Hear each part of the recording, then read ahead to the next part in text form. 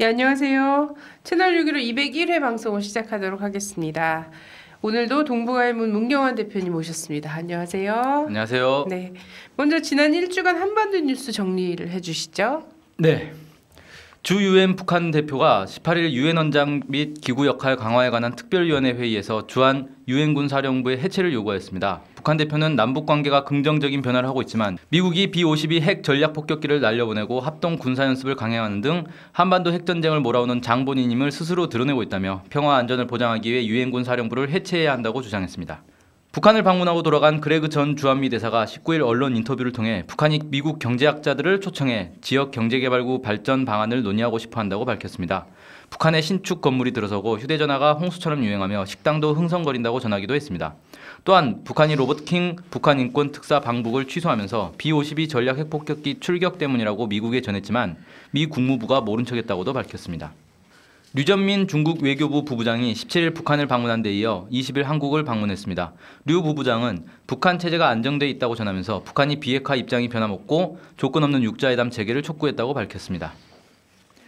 20일 남북 이산가족 상봉 행사가 금강산에서 시작됐습니다. 1차 상봉은 남측 130여 명과 북측 170여 명이 참석했고 23일 시작한 2차 상봉은 남측 357명과 북측 88명이 참석했습니다. 북한 조국평화통일위원회 기관지 우리민족끼리가 박근혜 정부에게 비방중상 중단 합의를 지켜야 한다고 촉구했습니다. 이는 지난 17일 국방부 고위 당국자가 대북 심리전 능력을 강화하겠다고 밝혔고 18일에도 통일부 당국자가 북한 인권 문제를 비난한 데 따른 것입니다.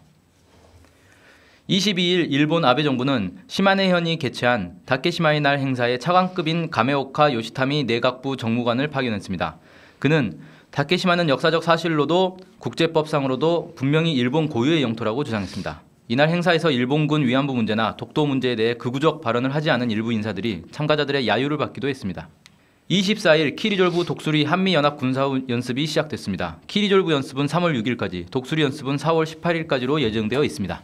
이번 집중 분석 시간인데요.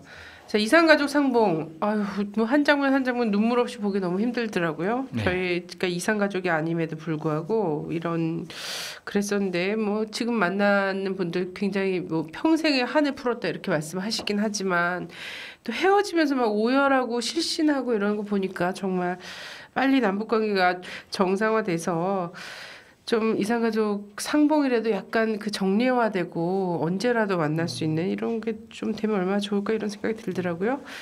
상봉이 20일 시작돼서 25일까지 이어질 예정인데요. 근데 또 24일부터는 그 키리졸브 독수리 한미국 합동 군사연습 기간이란 말이죠. 네, 그래서 시작됐죠. 이틀 겹치고 있습니다. 이산가족 상봉 시작으로 남북관계가 아무래도 발전이 되지 않겠는가 이렇게 전망하는 분들이 많은데 곳곳에 지금 지뢰가 있는 것 같다 하는 기분이거든요. 네, 그렇습니다. 일단 지난 남북 고위급 접촉에서 남북이 합의한 사항이 상호 비방 중상을 중단하기로 합의를 했었죠. 그런데 벌써부터 박근혜 정부 내에서는 비방 중상을 계속하겠다라는 그런 움직임들이 있습니다. 지난 17일 국방부 고위 당국자가 올해부터 군 차원의 대북 심리전 능력을 강화하는 방안을 본격 추진할 방침이라고 했습니다. 대북 심리전이라고 하면 결국 이 대표적인 비방 중상 행위로서 북한이 항상 문제 제기를 하던 내용인데요. 이걸 하던 대로 하겠다도 아니고 더욱 강화하겠다라고 얘기한 것은 비방 중상 중단 합의를 고의로 위반하겠다라는 내용밖에 되지 않습니다. 또 그 다음 날인 18일에도 통일부 당국자가 비방 중상 중지 문제와 북한 인권 문제는 완전히 별개의 문제라면서 북한 인권 문제를 비난했습니다. 이에 대해서 북한 조평통 기관지 우리민족끼리에서는 개인 논평을 인용해서 대북 심리전은 어떤 수단과 방법으로 벌어지든 상대방에 대한 비방 중상으로서 이번 북한함이 발표한 공동보도문 내용을 위반하고 그에 역행하는 그릇된 처사라고 주장을 했습니다.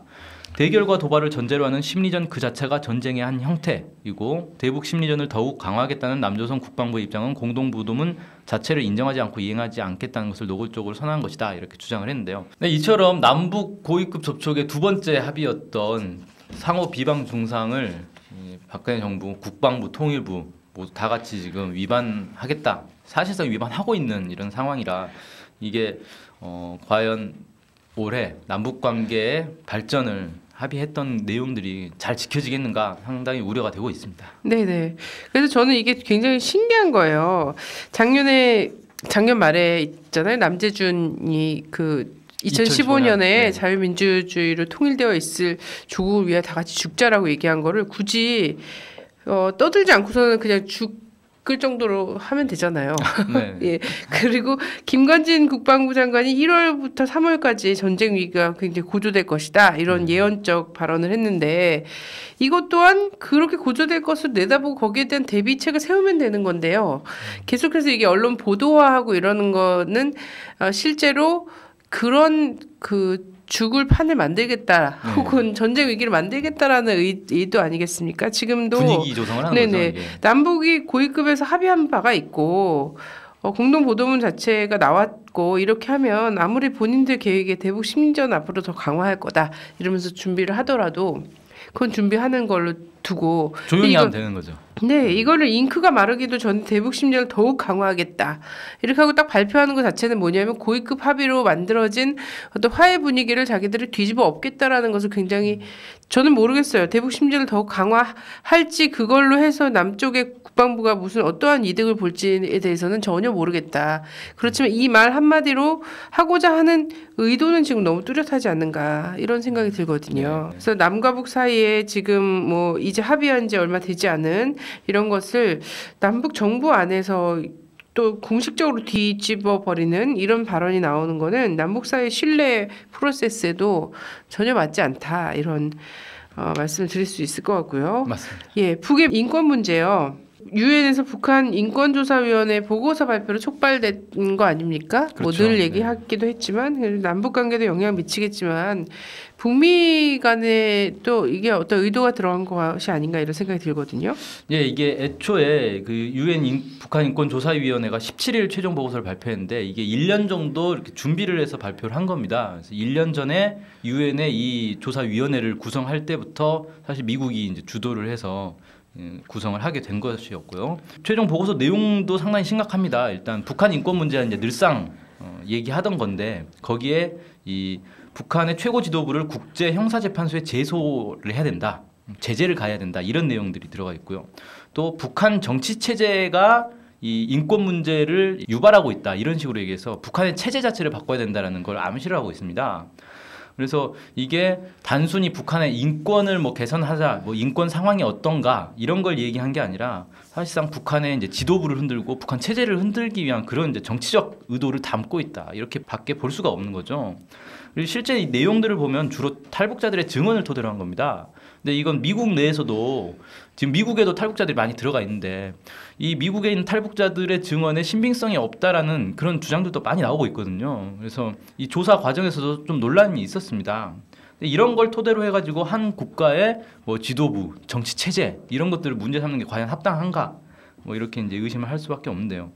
일단 김희도 통일부 대변인이 이 문제와 관련해서 정부가 북한 인권 개선을 이제 언급한 게 비방 중상 아니냐라는 기자들의 질문에 대해서 비방 중상 중단 문제와 인권 문제는 차원이 다르다. 인권 문제는 인류 보편적인 가치 차원에서 정부에서는 대응을 하고 있는 문제다. 국제사회가 다 같이 공감하는 북한 인권 문제에 대해서는 지금까지처럼 계속 목소리를 내겠다 이렇게 얘기를 했는데 이건 비방 중상과 인권 문제가 과연 이 차원이 다른 문제인가 별개의 문제인가 지금까지 비방 중상으로 나온 내용들의 거의 대부분은 인권 문제였거든요. 북한의 인권이 이렇다 저렇다라고 얘기하면서 비방 중상 한 것이기 때문에 구분할 수 없는데 이 구분을 억지로 하고 있는 것 자체가 안 맞지 않나 싶고요. 네. 당연히 북한은 이제 반발을 하지 않겠습니까? 인권 보호를 빌미로 한 어떠한 정권 교체 시도와 압박에 끝까지 강력히 대응하겠다. 북한에는 보고서가 언급한 인권 침해 사례가 없음을 다시 한번 확인한다. 반발을 했고 특이하게 중국에서도 이걸 반발을 했어요. 네. 18일에 화춘잉 중국 외교부 대변인도 유엔 북한인권조사위원회 발표 보고서에 대해서 인권 문제의 정치화는 한 국가의 인권 문제 개선에 도움이 되지 않는다라고 하면서 보고서 발표 자체를 비판을 했고요. 또 북한을 국제 형사재판소에 제소하는 것도 반대를 했습니다.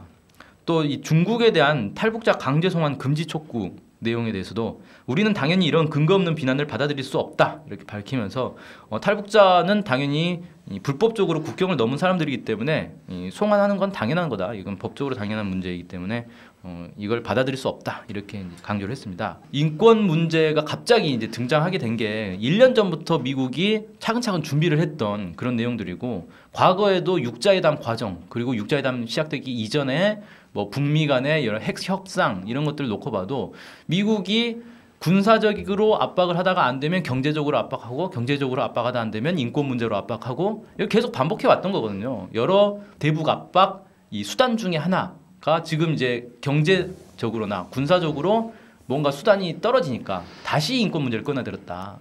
이렇게밖에 볼 수가 없을 것 같습니다. 네네. 선생님 뭐 예전에 이제 이라크 후세인 처리를 하는 과정이 좀 생각이 나는 것 같은데 인권을 무기로 인명을 살상하는 적반하장의 대표적인 나라가 또 미국 아니겠습니까? 그렇죠. 그래서 미국이 이제 인권 문제 떠들고 나오면 사실 굉장히 불안한 거죠. 인권 얘기하다가 전쟁까지 가는 경우가 굉장히 쉽지 않은데 여기는 그렇게 하거든요. 네. 어쨌든 이게 이제 미국이 주도했던 북한 인권조사위 이 인권 보고서가 사실은 담고 있는 내용은요. 그 북의 정치 체제를 바꿀 수 있다라는 그런 기대와 이런 것들이 있는 거 아니겠습니까? 그렇죠. 네, 그래서 북의 최고 지도부를 국제 형사재판소에 제소할 수 있고 제재할 수 있다라고 생각하고 있는 거고요. 이제 그러한 플랜을 그려놓고서는 이런 얘기가 나오는 건데. 보니까 며칠 전에 보스워스가 한 나라의 어떠한 이제 급변 사태 있잖아요. 뭐 있을지도 모르는 어떤 급박한 정치적 변동 이런 것들을 기대하고 기다리고 있는 것이 그게 과연 정책이라고 얘기할 수 있는가 이런 얘기를 하면서 그러면서 오바마가 빨리 북과 대화해야 한다. 이게 그러면서 한반도에서 어떤 이제 북이라는 곳의 체제와 정치 문제를 바꾸는 게 인명의 살상 없이 가능하다면 수천만의 인명 살상 없이 가능하다면 모르겠지만 그런 방법은 지금 없다. 이런 얘기를 막 하더라고요. 그렇죠. 예, 그런 얘기가 지금 나오고 있는 가운데서도 미국이 정부 차원에서 계속해서 그 꿈을 버리지 못하고 있는 거다. 예, 이런 생각을 드리고 싶고요. 자, 남북 관계 개선의 가장 큰 걸림돌 아무래도 키 리졸브로부터 시작된 4월 달까지 진행되는 군사훈련이 계속 있잖아요. 네, 그래서 그렇죠. 예, 이걸로 보이는데요. 네, 지금 이제 키리졸브 연습 24일 시작이 됐는데 여기에 미군이 5,200여 명이 참가를 합니다. 그 해외 증원 1,100명, 그러니까 해외에서 1,100명이 들어오고 나머지는 이제 주한미군인 거죠. 작년에 3,500명이었는데 한 1,700명 정도가 늘었습니다. 그러니까 상당히 많이 늘어난 거죠. 거의 작년에 한 50% 정도가 더 늘어났다 이렇게 볼 수 있겠습니다. 그 작년에는 한국군에 이제 합참이 주관을 했는데 올해 다시 한미연합사 주도로 바뀌었어요. 그러니까 원래대로 되돌아간 거죠. 이게 작년에 이제 합참이 주도를 했던 거는 그 2015년까지 원래 전시작전권을 통제권을 이양하기로 이렇게 합의가 돼 있었기 때문에 그걸 이제 대비한다라는 차원에서 합참 주관으로 바꿨다가 다시 또 이제 박근혜 정부가 연기해 달라고 또 애걸복걸 하지 않습니까? 그러니까 다시 이제 원래대로 일단 가자. 어차피 이제 2015년에 환수는 안 할 거니까 이렇게 좀 바뀌었고 이것 때문에 이제 더 늘어났다. 뭐 이런 분석도 있습니다. 그런데 이제 또 반면에 독수련습에 참여하는 미군은 7,500명 정도로 해외 증원은 한 5,100명 정도 됩니다. 해외 증원 병력 위주로 한 1만 명 정도 매년 참가를 했었는데 이게 많이 좀 줄었습니다. 한 2,500명 정도 줄어든 거죠. 그래서 전반적으로 보면 키리졸브 연습에는 늘어나고 독수리 연습에는 줄어든 그런 이제 모습인데 키리졸브 연습은 아무래도 이제 지휘소 훈련이다 보니까 크게 돈이 많이 안 들고 독수리 연습은 실전 이제 야전 훈련이다 보니까 돈이 좀 많이 들고 그래서 예산 문제 때문에 좀 변경한 것 아니냐 이런 분석들도 많이 있고요. 한국군 같은 경우는 그 작년에 키리졸브 연습에는 10,000명, 독수리 연습에는 20만 명이 참가를 했는데 올해는 참여 병력이 좀 줄어들 거라고 합니다. 구체적으로 이제 몇 명이 참가할 거다는 얘기는 없는데 이 그 조류 인플루엔자 AI 때문에 뭐 이 대민 지원에 투입을 하는 바람에 좀 참여 인력이 줄어든다 뭐 이런 식으로 얘기를 하고 있더라고요. 어쨌든 지금 국방부에서는 어떻게 얘기하고 있냐면 상호 비방 중지 같은 합의를 했기 때문에 남북 관계를 감안해서 과도한 훈련 홍보는 자제할 계획이다 이렇게 얘기를 했습니다. 정부 소식통에 따르면 군 당국이 이번 훈련에 대해 과도한 홍보를 자제하는 등 로우키로 진행할 것으로 안다 이렇게 얘기를 했는데 그러니까 홍보는 좀 자제를 하고 북한을 자극할 수 있으니까 자제하되 훈련은 훈련 원래 예정대로 하겠다는 거예요. 그리고 이제 이 훈련에서 또 주목되는 것 중에 하나가 이 포항에서 실시할 것으로 예정되어 있는 그 상륙 훈련, 쌍용 훈련, 팀 스피리트 훈련 이래로 최대 규모의 이제 상륙 훈련이 될 것이다 이렇게 얘기하고 있는데 이런 훈련들은 여전히 이제 계속 하는 거죠. 그래서 이 키리졸브 훈련의 내용 자체가 뭐 규모도 상당히 크지만 내용 자체가 북한에 대한 이제 선제 핵 공격을 상정하고 하는 훈련, 북한을 점령하는 내용을 가지고 하는 훈련이다 보니까 북한이 당연히 반발할 수밖에 없는 문제고 이것 때문에 사실 북한이 연초부터 계속해서 이 대북 공격 성격의 훈련을 중단해야 된다고 요구를 한 것이죠. 작년 같았으면 북이 굉장히 강력히 작년에 굉장히 강력히 반발을 했죠. 그렇죠. 예. 그래서 근데 올해는 이미 이제 이산가족 상봉을 병행하는 것을 양해하기로 했어요. 통 큰 결단이라고 얘기를 해달라라고 이제 네. 북쪽에 이산가족 상봉 행사장에서도 얘기가 나왔다라고 하는데요. 이걸 병행하기로 합의한 만큼 이제 이후의 대응도 좀 약간 달라질 것인가 이게 궁금하죠. 네, 일단은 북한이 어쨌든 공을 들여가지고 이산가족 상봉을 합의를 했고 전쟁 훈련을 함에도 불구하고 합의를 했고 이게 단순히 어떤 전술적 차원의 합의라기보다는 올해 어떻게든지 남북 관계를 이 비정상에서 정상으로 가져가겠다라는 상당히 강력한 의지를 연초부터 계속 표명을 했기 때문에 키리졸브 연습 때문에 그동안 공들인 걸 다 무산시킬 가능성은 그렇게 높지는 않다고 봅니다. 그래서 일단 키리졸브가 진행되더라도 남북 관계는 꾸준히 계속 개선시키려는 노력은 할 것으로 보여지는데 그렇다고 해서 분명히 이제 북한을 점령하고 북한에 대한 선제 핵 공격을 하는 그런 내용의 훈련을 하는데 북한에서 또 아무것도 하지 않고 가만히 있지는 않을 것이다. 뭐 이렇게 좀 보여지고 이건 이제 대남 어떤 이 대응보다는 대미 대응 그러니까 미국을 겨냥한 대응을 주로 하지 않겠나. 그래서 최대한 남북 관계가 깨지는 거는 막되 미국에 대해서는 정확한 목소리를 내려고 하는 그런 움직임이 있을 것 같다 이렇게 보여지고요. 지난 남북 고위급 접촉에서 상호 비방 중상 중단을 합의한 이후 그리고 사실상 1월 달에 중대 제안이 나온 이후에 북한의 여러 언론 보도나 정부 발표에서 그 박근혜 정부에 대한 비난 이런 것들이 거의 사라졌다 그래요. 대신에 그 부분을 미국과 일본에 대한 비난으로 채우고 있다고 합니다. 그래서 이번 키리졸브 연습에 대해서도 미국에 대한 어떤 대응, 발언 이런 것들은 좀 많이 나올 것으로 보여지지만 최대한 남북 관계가 이제 훼손되는 것은 막으려고 하지 않겠나 이렇게 좀 보여집니다. 미국이 굉장히 뜸을 들이고 있네요. 보니까. 네.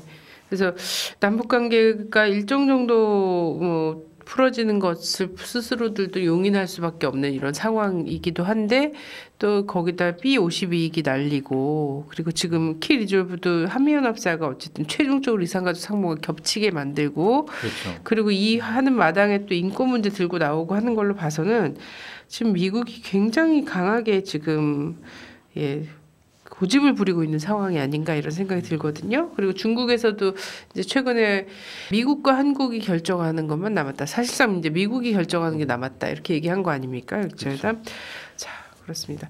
근데 이제 한국이 입장을 좀 더 잘 해야 될 필요가 있을 것 같아요. 보스워스의 인터뷰에서도 그런 얘기가 나왔더라고요. 또 한국 정부가 이후에 영향력이 더 커질 수밖에 없다 이런 얘기가 나왔는데요.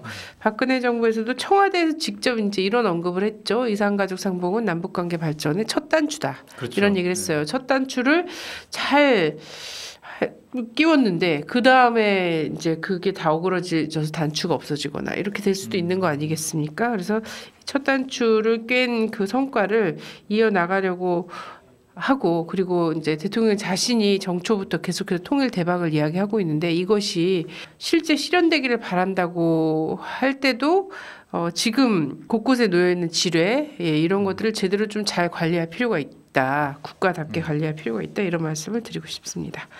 네, 이번엔 북한의 소식을 전해주는 NK투데이 시간입니다. NK투데이가 북한 전문 통신사인데요. 여기에 또 관여하셨다고요? 네. 예, 동북아일보만으로도 굉장히 바쁘실 텐데 이걸 또 하셨네요. 지난해 11월 달에 만들었습니다.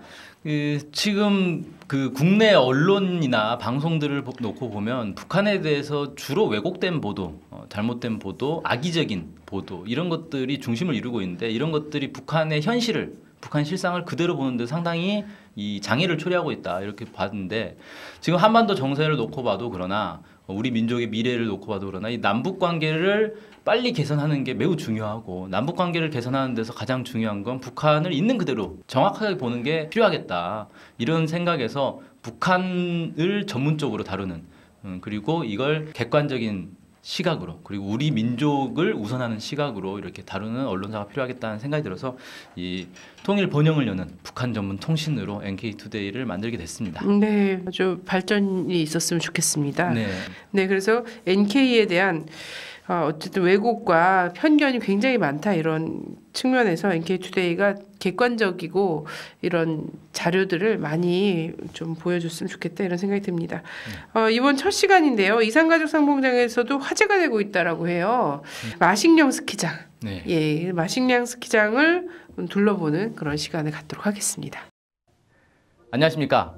북한의 생생한 소식을 전하는 NK투데이입니다.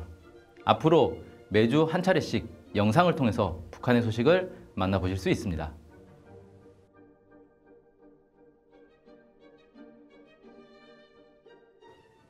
스키의 계절입니다. 통계에 따르면 한국인의 3분의 1 정도가 스키를 타본 경험이 있다고 합니다. 그리고 그중 절반이 지난 1년간 스키장을 방문했다고 하네요. 아직까지 서민들에게는 스키가 그리 녹록한 스포츠는 아닌 것 같습니다. 그런데 북한이 최근 스키장을 개장해서 화제가 되고 있습니다. 바로 마식령 스키장입니다. 지난 2013년 12월 31일 마식령 스키장이 개장했습니다. 강원도 원산시 영저 노동자구 마식령 산맥에 자리 잡은 동양 최대의 규모의 마식령 스키장은 2012년 김정은 제1위원장이 직접 공사를 제기해 1년 만에 공사를 끝낸 북한의 대표적인 건설 성과로 꼽히는 스키장입니다. 부지 면적은 약 14,000제곱미터인데요. 국내 최고 스키장으로 꼽히는 강원도 용평 리조트가 344만 제곱미터, 일본 최고 스키장으로 꼽히는 루스츠 리조트가 170만 제곱미터이기 때문에 이것과 비교해보면 매우 큰 규모라는 걸 알 수 있습니다. 전체 슬로프가 10개가 있는데 총 연장 길이는 17.13km라고 합니다. 참고로 용평 리조트는 31개 슬로프가 있고 총 연장 길이 25km, 일본 루스츠 리조트는 37개 코스의 총 연장 길이 42km입니다. 면적은 대단히 넓은데 슬로프 수나 길이는 매우 짧습니다. 북한이 2차, 3차 추가 공사를 하겠다고 밝힌 만큼 슬로프 길이나 개수가 더 늘어날 것으로 보이고요. 북한이 발표한 바에 따르면 슬로프 총 연장 길이는 100km까지 갈 것으로 보입니다. 리프트가 2개가 있습니다. 용평 리조트는 15개, 루스츠 리조트는 18개에 비해서는 매우 적은 수인데요. 슬로프가 늘어나면 리프트도 늘어날지 지켜볼 필요가 있겠습니다. 호텔과 숙소는 총 350명을 수용할 수 있는 규모라고 합니다. 언론 보도에 따르면 호텔은 지하 3층, 지상 8층 규모라고 하는데요. 용평 리조트에 있는 드래곤밸리 호텔의 경우 530명을 수용할 수 있습니다. 역시 규모에 비해서 숙소의 규모는 상당히 작다 이렇게 볼 수가 있겠는데요. 방문자들 인터뷰에 따르면 호텔의 수준이 최고급 수준이다 이렇게 얘기를 하고 있습니다. 마식령 스키장은 북한이 최근 관심을 갖고 있는 관광산업과도 연계해 볼 수가 있습니다. 마식령 스키장의 위치가 원산시에서 40km 정도 떨어져 있고 평양 원산 고속도로가 지나며 또 원산시에 제2국제공항도 건설할 계획이 있다고 합니다. 금강산이나 최근 개관한 세포등판 목장과도 연계시킬 수 있고 또 원산의 유명한 명사심리 해수욕장과도 연계시킬 수 있기 때문에 관광상품으로 개발하기 적합한 곳이다 볼 수 있습니다. 마식령 스키장 개장과 동시에 미국 여행사가 스키 관광을 개시하는 것 역시 북한이 해외 관광객 유치에 신경을 쓰고 있음을 말해줍니다. 스키장을 찾아 해외여행을 떠날 정도면 당연히 국제적 수준의 스키장을 찾을 것입니다. 마식령 스키장은 세계 최고로 꼽히는 캐나다의 휘슬러 블랙홈 리조트나 유럽의 유명 스키장에 가기는 부담스러운 아시아권 스키 매니아들에게 최적의 관광지가 될 것으로 보입니다. 한편 지난해 미국의 소리 방송은 북한이 마식령 스키장을 다용도 휴양지로 개방한다는 보도를 하였습니다. 보도에 따르면 여름엔 승마장으로 활용하는데 말을 타고 산에 올라 경치를 구경하고 야유회를 즐기는 형태가 될 것이라고 합니다. 또 승마장 말고도 각 계절에 맞는 위락시설을 운영할 것이라고 합니다.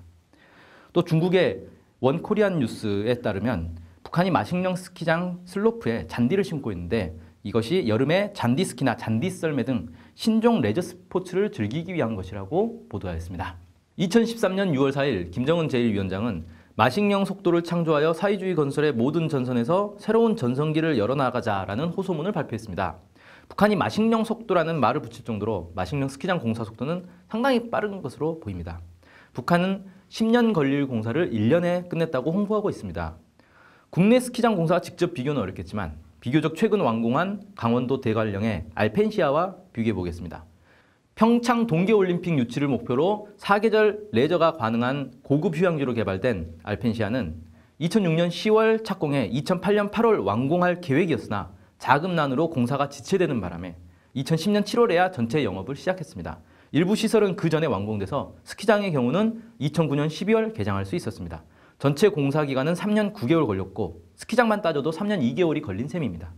알펜시아의 면적은 489만 제곱미터로 마식령 스키장의 3분의 1 규모입니다. 단순 비교를 해보자면 마식령 스키장 규모의 공사라면 10년 이상 걸리는 속도였다 이렇게 얘기할 수 있겠습니다. 물론 공사의 질은 지금 조건에선 비교하기 어렵습니다. 북한으로서는 어쨌든 짧은 기간에 자금과 인력, 자재를 동원한 능력을 보여주었다 이렇게 얘기할 수 있겠습니다. 김정은 제1위원장은 호소문을 통해 마식령 스키장 건설의 목적이 인민들에게 보다 훌륭한 문화생활 조건을 마련하는 것이며 우리 인민들과 청소년들은 세계적인 수준에서 훌륭히 꾸려진 마식령 스키장에서 마음껏 스키를 타며 체력을 단련하고 장쾌한 해돋이와 풍치수려한 자연 경치를 부감하면서 삶의 보람과 희열을 느낄 행복의 그날을 그리고 있다고 하였습니다. 장용석 서울대 통일평화연구원 선임연구원은 지난해 6월 5일 연합뉴스 보도에서 북한이 특별히 스키장 같은 문화휴양시설에 집중하는 것은 김정은 시대 들어 사회주의 문명국가 인민생활 향상을 강조하는 것과 연관이 있다고 분석했습니다.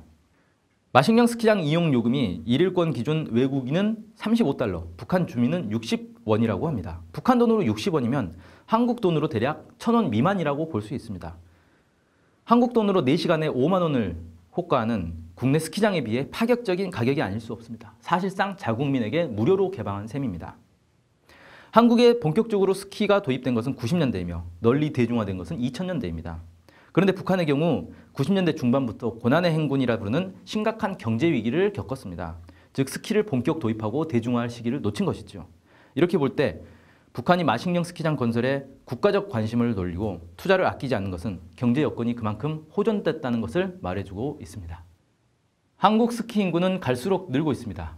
하지만 상대적으로 따뜻하고 산이 적어 설질이 좋지 않고 스키장 개발도 쉽지 않은 상황입니다. 2018년 평창 동계올림픽을 준비하는데도 활강 경기장을 구하지 못해 산림 유전자 보호구역인 가리왕산 중봉을 훼손할 수밖에 없어 논란을 빚을 정도입니다. 지구온난화가 계속되면 이런 문제는 더욱 심해질 것입니다. 한국에 비해 기온이 낮고 산이 많은 북한이 마식령 스키장을 개방하고 또 더 많은 스키장을 개발한다면 한국 스키인들에게도 기쁜 소식이 아닐 수 없습니다. 특히 금강산 관광을 재개하면서 연계 상품으로 개발한다면 금상첨화가 아닐 수 없습니다. NK투데이, 오늘은 북한의 마식령 스키장에 대해서 알아보았습니다. 감사합니다. 모처럼 이산가족 상봉을 하는데 이게 또 키 리조브 훈련이랑 겹쳐져서요. 이게 지금 이제 벌어지고 있는 이 상황이 상징하는 바가 굉장히 의미심장하다고 생각합니다. 모처럼 전쟁 훈련이 압도하는 그런 분위기가 아니라 이산가족 상봉이라는 그 분위기가 압도하는 그런 시대가 좀 열렸으면 좋겠다 이런 생각이 들고요. 정말 첫 단추 제대로 끼워지고 그 이후에도 남북관계가 발전되는 방향으로 좀 펼쳤으면 좋겠다라는 그런 간절한 소망을 이산가족들과 더불어 한번 기원을 해봅니다. 감사합니다.